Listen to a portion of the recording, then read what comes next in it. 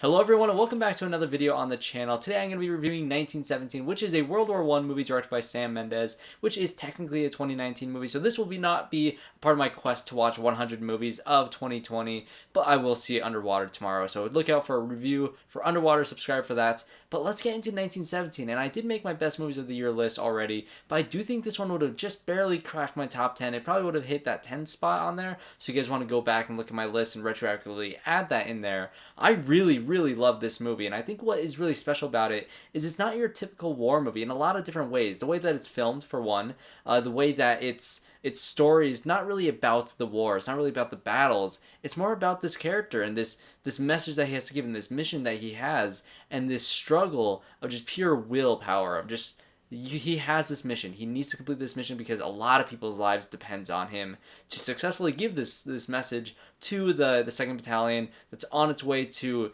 go into a battle, and they don't know that it's a trap and that the Germans have already retreated all their soldiers there, and it's going to be a huge massacre is what they say it's going to be. And this is very loosely based on true events. It is kind of based on the director Sam Mendes' great-grandfather or grandfather, Alfred Mendes, and his experience of being a messenger in World War I.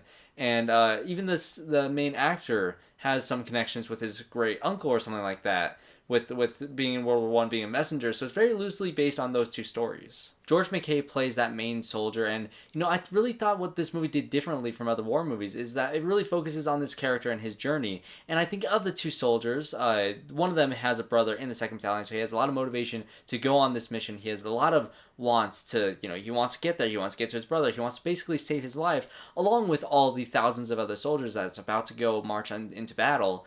And it's George MacKay's character that is kind of more reserved and laid back. He's not one to be heroic to save this entire battle, this entire war. He's kind of reserved. He doesn't really know what he wants to do because he won a Medal of Honor earlier in another battle, and he sold it for drinks. He sold it for alcohol. And so he's one of those types of characters that is kind of begrudgingly going on this venture, but something happens at the end of the first act that really pushes him, really motivates him. And that's where the sheer willpower of getting this message across the entire enemy line, because this movie really starts off right off the bat. They have these two characters, they're given the mission, and off they go. And if you haven't heard, this movie's shot to look like it's all in one continuous long take.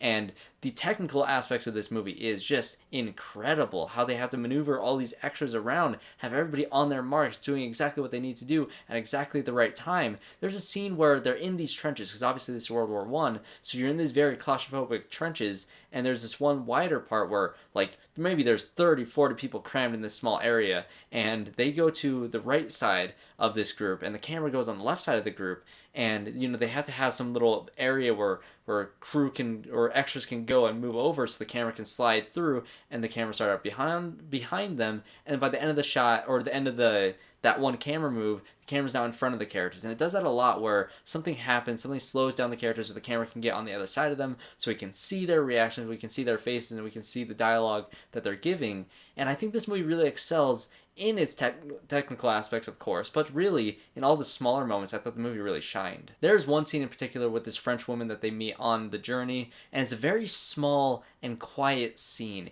in the chaos that they've been going through, all the running and all the bad things that happen along the way, and you get this really quiet moment with this woman, and it's a very sweet scene, and it's a great for a character. But I think when the movie really does quiet down and have these scenes, because there's several scenes in the movie like this one that is the kind of the inciting incident. We have this scene, and we have a couple others. One scene where there's a singing involved, and it's when the movie really slows down and quiets, but the camera's always moving, and the way that it's shot and the way that it's edited just made it so just excellent. I thought the performances by these two young actors were fantastic. I know the George MacKay is in a lot of different things. I've not actually seen a single thing he's been in.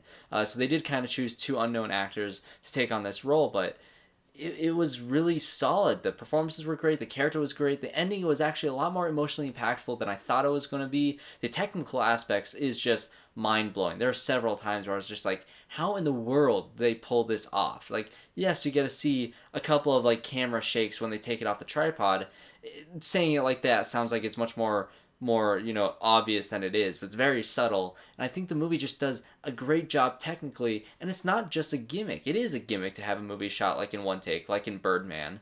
But this movie is really different in the fact that it really does use that gimmick in its advantage to really tell the story that's trying to tell. It's very different from Dunkirk, which is much more focused on the battle and the event of the Battle of Dunkirk and all those things surrounding that. This is really about these two guys on this very dire mission to get this message across enemy lines, and it's very intense, it's very good, very well acted, very technically just beautiful. This movie was shot by Roger Deakins, and yes, he does deserve another Oscar after Blade Runner 2049, and it's for this movie. Thanks, guys, for watching this review. Go see 1917. That is finally going in its wide release. I'm so glad I got to see this movie. Thanks, guys, for watching. Subscribe to the channel, see that review for Underwater tomorrow, and I hope to see you all in my next review.